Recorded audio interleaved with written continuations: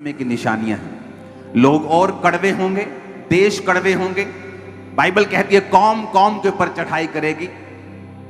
ये सब होगा, इसे कोई प्रेयर बदल नहीं सकती, इसे कोई प्रेयर कैंसिल नहीं कर सकती। लेकिन याद रखो, ये प्रेयर्स आपको सुरक्षित रखेंगी, ये प्रेयर्स आपको चमकता हुआ रखेंगे, ये प्रेयर्स आपको अंधेरे में एक उजाले के रूप में रखेंगे।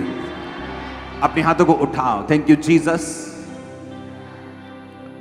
अपने देश के लिए प्रार्थना करते हैं खुदावंद, उन नेवी ऑफिसर्स के लिए प्रार्थना करते हैं, उनकी मौत को कैंसिल होने के लिए प्रार्थना करते हैं खुदावंद। तेरा पाक रूह उन्हें छुए, उस देश को छुए खुदावंद। नफरत को खत्म कर खुदावंद। तेरा पाक रूह अजीब और अचंभित के साथ कार्य करे। इजराइल हमास के बीच में खुदावंद युद्ध विराम की घोषणा करते हुए उनकी ब्लेसिंग की घोषणा करते हैं यीशु मसीह के सामर्थ्य नाम में। अपने हाथों को उठाओ। Thank you Jesus. लोगों को लगता है कि परमेश्वर इजराइल के साथ है, और जो लोग मर रहे हैं उधर गाजा में वो परमेश्वर की मर्जी से। ऐसा नहीं है, परमेश्वर उनसे भी प्यार करता है। वो पुराने नियम का परमेश्वर नहीं।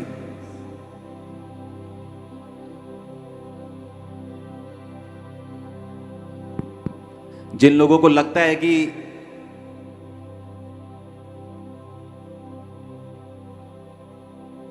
इजराइल जो है वो परमेश्वर उसके साथ है, हां उसके साथ है, लेकिन इजराइल एक देश नहीं है। इजराइल याकूब को कहा गया था बाइबल में, और याकूब वो जो जिंदा परमेश्वर की अगुवाई में चलते हैं, ना कि युद्ध की अगुवाई में। युद्ध एक शारीरिक चीज है और ये परमेश्वर की ओर से नहीं है।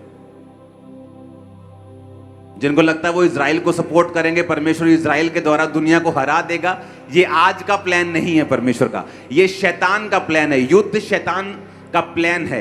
परमेश्वर ने पहले ही बाइबल में लिख दिया है कि ऐसा सब होगा, तुम इसे रोक नहीं पाओगे। कब लिखा बाइबल में युद्ध करो? बाइबल तो कहती है कि तुम अब आत्मिक युद्ध में हो। तुम्हारा युद्ध शैतान से है, तुम्हारा युद्ध मांस और लहू से नहीं है। इसलिए परमेश्वर ने कहा था जो पहले हैं वो पिछले होंगे। कौन पहले? इजराइली, जो अपने आप को बोलते थे कि खुदा हमारा है, लेकिन वो खुदा से नहीं लड़ रहे, वो तोपों से लड़ रहे हैं। और हम लोग जो कहते थे कि खुदा हमारा नहीं है, हम लोग आत्मा से लड़ रहे हैं और प्रेयर से लड़ रहे हैं। आप असली इजराइली हो, मैं आपको बता रहा हूं। जो बच्चे गाजा में मर रहे हैं, जो बच्चे इजराइल में मर रहे हैं, वो परमेश्वर उन्हें नहीं मार रहा, वो शैतान मार रहा है उन्हें। और आपको ये बोला गया था कि माहौल, आपको मैं 3 4 5 साल से कॉन्टिन्यूस बता रहा हूं कि माहौल और खराब होगा और खराब होगा और खराब होगा। आज जब मैं आ रहा था तो मुझे न्यूज मिली कि 8 नेवी ऑफिसर जो कतर ने पकड़ लिए थे, तो ऐसा बहुत बार होता है, पकड़ लेते थे, थोड़ा दंड दिया, छोड़ दिया, मौत की सजा दी गई उनको सबको मौत की सजा सुनाई गई है 8 नेवी ऑफिसर्स को। ऐसा पहले कभी नहीं हुआ। इंडिया का सारा डिपार्टमेंट जो मिनिस्ट्री देखता है फॉरेन की, सारा हैरान है कि ऐसा कैसे हो गया।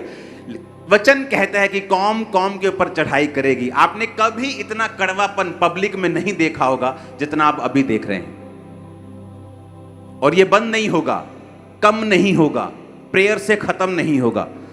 पर आप देखेंगे अगर शैतान उधर से अपनी प्लान को कंप्लीट कर रहा है ये सोच के कि मैं कर रहा हूं, जबकि ये बाइबल में लिखा हुआ है कि जब ऐसा कड़वापन बढ़ जाएगा और अंधेरा बढ़ जाएगा, यीशु मसीह के आने का समय होगा।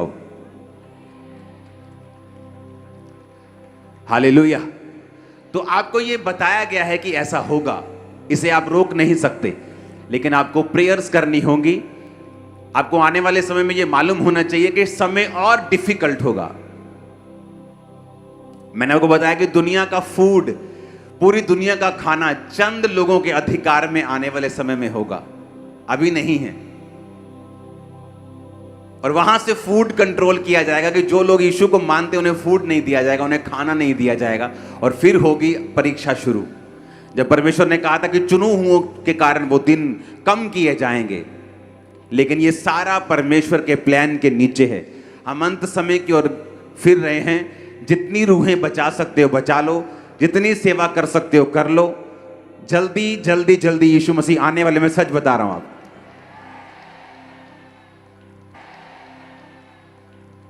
इसलिए बाइबल कहती है जो ज्यादा सुखी है वो ज्यादा सुख ना मनाए, जो ज्यादा दुखी है वो ज्यादा दुखी ना हो। जिसके पास बहुत कुछ है वो ज्यादा सोचे नहीं, जिसके पास नहीं है वो रोए नहीं, क्योंकि बाइबल कहती है संसार का अंत जो है वो आने वाला है। अब गाजा में के हाल देखो क्या है, मिसाइल में मिसाइल, रॉकेट्स पे रॉकेट्स, हॉस्पिटल्स के ऊपर रॉकेट, उनके बच्चों के ऊपर रॉकेट्स। क्या आपको लगता है परमेश्वर कर रहा है? परमेश्वर उस इजराइल के साथ नहीं है जो आप समझते हैं। लेकिन बाइबल में हमें इजराइल के लिए प्रार्थना करने के लिए बोला गया, क्योंकि इजराइल जब हम बोलते हैं तो परमेश्वर की निगाह में वो याकूब का घराना है, वो यहूदी लोग हैं, वो परमेश्वर के लोग हैं जो पूरी तरह से परमेश्वर में चलते हैं। आमीन। ना कि किसी जगह का नाम। हालेलुया।